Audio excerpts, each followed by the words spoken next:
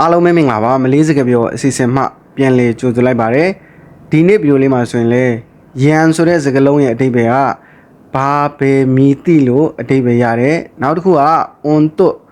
on to ဆိုတာကျွန်တော်တို့ကအတွက်လို့ပြောတဲ့အဓိပ္ပာယ်ရန်ဆိုတာဘာပဲမီတိ on to ဆိုတာအတွက်အဲ့ဒီစကားလုံးနှလုံးနဲ့ပတ်သက်ပြီးတော့ကျွန်တော်ကဒီနေ့ဗီဒီယိုမှာမလေးစကားပြောလေးပြောပြပေးသွားပါမယ်ဟုတ်ပြီအခုပထမစာကြောင်းအနေနဲ့ကျွန်တော်တို့ယန်ဆိုတာဘာကိုပြောတာလဲပေါ့နော်ဒီမှာဆိုရင်ကျွန်တော်တို့ပီလေယန်မာနစတုပီလေယန်မာနစတုဒါဆိုရင်ကျွန်တော်တို့ကဘယ်အရာကိုရွေးမလဲလို့ကျွန်တော်တို့ဒါမျိုးဘာသာပြန်လို့ရပါတယ်ပီလေယန်မာနစတုဘယ်အရာကိုရွေးမလဲလို့ပြောတဲ့အဓိပ္ပာယ်ပါပီလေဆိုတာရွေးခိုင်းတာယန်ဆိုတာဘာပဲမြည်တိလို့ပြောတာမာနစတုဆိုတာဘယ်တစ်ခုလို့ပြောတဲ့အဓိပ္ပာယ်နော်ပီလေယန်မာနစတုဘယ်အရာကိုရွေးမလဲဒါမှမဟုတ်ရှင်လဲဘယ်တစ်ခုကိုရွေးမလဲလို့ကျွန်တော်တို့ဒါမျိုးဘာသာပြန်လို့ရပါတယ်ပီလေဆိုတာရွေးတာယန်ဆိုတာဘာပဲမြည်တိမာနစတုဆိုတာဘယ်တစ်ခုเนาะပီလေယန်မာနစတုဘယ်အရာကိုရွေးမလဲဒါမှမဟုတ်ရှင်လဲဘယ်တစ်ခုကိုရွေးမလဲလို့ကျွန်တော်တို့ဒါမျိုးဘာသာပြန်လို့ရပါတယ်เนาะဟုတ်ပြီကျွန်တော်တို့နောက်တစ်ခုကမာနစတုယန်ကြံတေမာနစတုယန်ကြံတေဒါဆိုရင်ကျွန်တော်တို့ကဘယ်အရာကလှတာလဲဒါမှမဟုတ်လို့ရှင်လဲဘယ်တစ်ခုကလှတာလဲဒါမျိုးကျွန်တော်တို့သုံးလို့ရပါတယ်เนาะမာနစတုယန်ကြံတေမာနစတုယန်ကြံတေဘယ်အရာကလှတာလဲဒါမှမဟုတ်လို့ရှင်လဲဘယ်တစ်ခုကလှတာလဲလို့ဒါမျိုးပြောတဲ့အိဗယ်ပါเนาะကျွန်တော်တို့အများကြီးတွေကမှ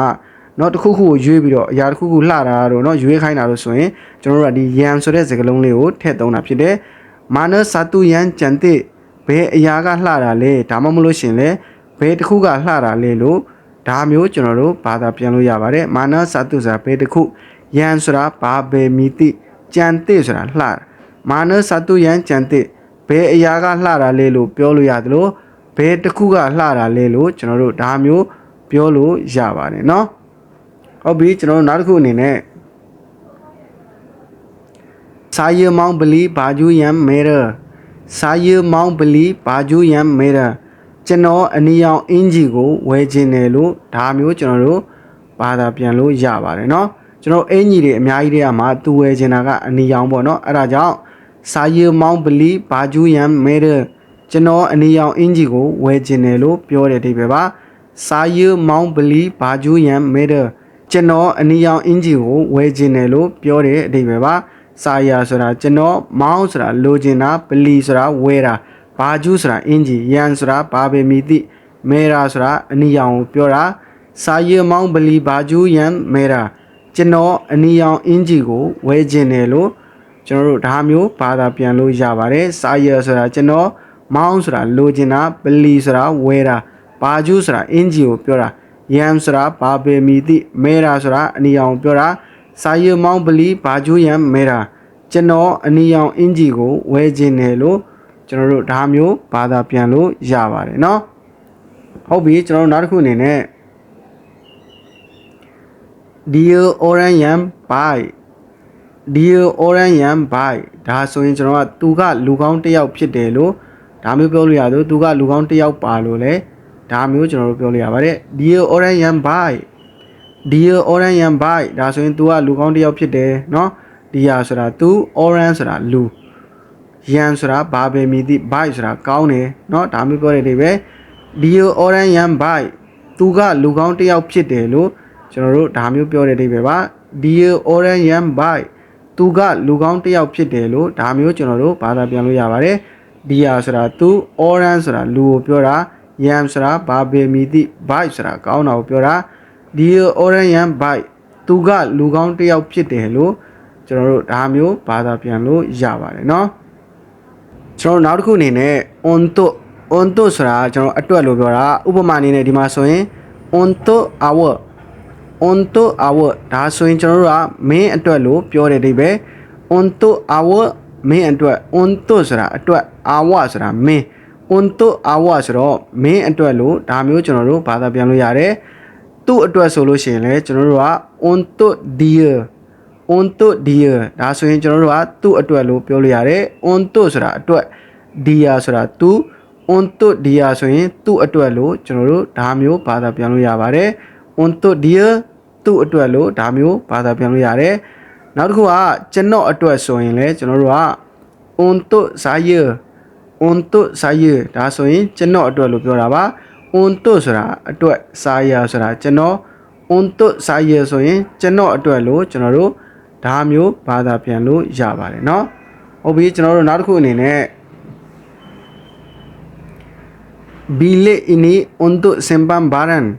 bilik ini untuk simpan barang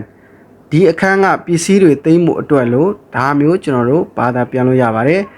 bilik ini untuk simpan barang bilik ini untuk simpan barang ဒီအခန်းကပစ္စည်းတွေသိမ်းမှုအတွက်လို့ပြောတဲ့အဓိပ္ပာယ်ပါကျွန်တော်တို့ဒါစတိုကန်းတွေပါတယ်ဖြစ်မယ်ပေါ့နော်ပစ္စည်းသိမ်းမှုအတွက်အခန်းသီးသန့်ထားတာကို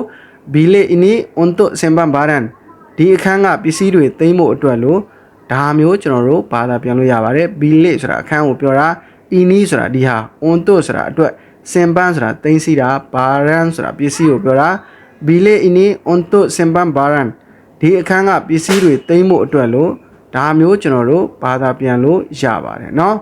ဟုတ်ပြီကျွန်တော်တို့နောက်တစ်ခုအနေနဲ့ saya datang sini untuk cari duit saya datang sini untuk cari duit ကျွန်တော်ဒီကိုလာတာပတ်စံရှာဖို့အတွက်လို့ကျွန်တော်တို့ဒါမျိုးဘာသာပြန်လို့ရတယ်เนาะ saya datang sini untuk cari duit ကျွန်တော်ဒီကိုလာတာပတ်စံရှာဖို့အတွက်လို့ကျွန်တော်တို့ဒါမျိုးဘာသာပြန်လို့ရပါတယ် saya ဆိုတာကျွန်တော် datang ဆိုတာလာတာ sini ဆိုတာဒီကို untuk ဆိုတာအတွက် cari ဆိုတာရှာတာကိုပြောတာ duit ဆိုတာပတ်စံကိုပြောတာ saya datang sini untuk cari duit ကျွန်တော်ဒီကိုလာတာပတ်စံရှာဖို့အတွက်လို့ကျွန်တော်တို့ဒါမျိုးဘာသာပြန်လို့ရပါတယ် saya datang sini untuk cari duit ကျွန်တော်ဒီကိုလာတာပတ်စံရှာဖို့အတွက်လို့ဒါမျိုးကျွန်တော်တို့ဘာသာပြန်လို့ရပါတယ် saya ဆိုတာကျွန်တော် datang ဆိုတာလာတာ sini ဆိုတာဒီကို untuk ဆိုတာအတွက် cari ဆိုတာရှာတာ duit ဆိုတာပတ်စံကိုပြောတာ saya datang sini untuk cari duit ကျွန်တော်ဒီကိုလာတာပတ်စံရှာဖို့အတွက်လို့ကျွန်တော်တို့ဒါမျိုးဘာသာပြန်လို့ရပါတယ်เนาะဟုတ်ပြီကျွန်တော်တို့နောက်တစ်ခုအနေနဲ့ ada barang baru untuk hari ini ada barang baru untuk hari ini ဒီနေ့အတွက်ပစ္စည်းအသစ်တွေရှိလားလို့ပြောတဲ့အဓိပ္ပာယ်ပါ ada barang baru untuk hari ini ဒီနေ့အတွက်ပစ္စည်းအသစ်တွေရှိလားလို့ကျွန်တော်တို့ဒါမျိုးမေးတဲ့ပုံစံမျိုးဖြစ်ပါတယ် ada ဆိုတာရှိလား barang ဆိုတာပစ္စည်းကိုပြောတာ baru ဆိုတာအသစ် untuk ဆိုတာအတွက် hari ini ဆိုတာဒီနေ့ ada barang baru untuk hari ini ဒီနေ့အတွက်ပစ္စည်းအသစ်တွေရှိလားလို့ဒါမျိုးကျွန်တော်တို့ဘာသာပြန်လို့ရပါတယ် ada ဆိုတာရှိတာ barang ဆိုတာပစ္စည်း baru ဆိုတာအသစ် untuk ဆိုတာအတွက် hari ini ဆိုတာဒီနေ့ ada barang baru untuk hari ini ဒီနေ့အတွက်ပစ္စည်းအသစ်တွေရှိလားလို့ကျွန်တော်တို့ဒါမျိုးဘာသာပြန်လို့ရပါတယ် ada ဆိုတာရှိလား barang ဆိုတာပစ္စည်း baru ဆိုတာအသစ် untuk ဆိုတာအတွက် hari ini ဆိုတာဒီနေ့ ada barang baru untuk hari ini ဒီနေ့အတွက်ပစ္စည်းအသစ်တွေရှိလားလို့ကျွန်တော်တို့ဒါမျိုးဘာသာပြန်လို့ရပါတယ်เนาะဟုတ်ကဲ့ပါဒီနေ့ဗီဒီယိုမှာတော့ကျွန်တော်ကဒါရန်ဆိုတဲ့စကားလုံးနဲ့ unto ဆိုတဲ့စကားလုံးကိုရှင်းတွဲပြီးတော့မှမလေးစကားပြောလေးပြောပြပေးတာဖြစ်ပါတယ်ကျွန်တော်ဗီဒီယိုကိုအခုလိုအဆုံးထိကြည့်ပေးတဲ့အတွက်အားလုံးကိုကျေးဇူးတင်ပါတယ်နောက်ဗီဒီယိုမှာတစ်ခါပြန်တွေ့ပါမယ်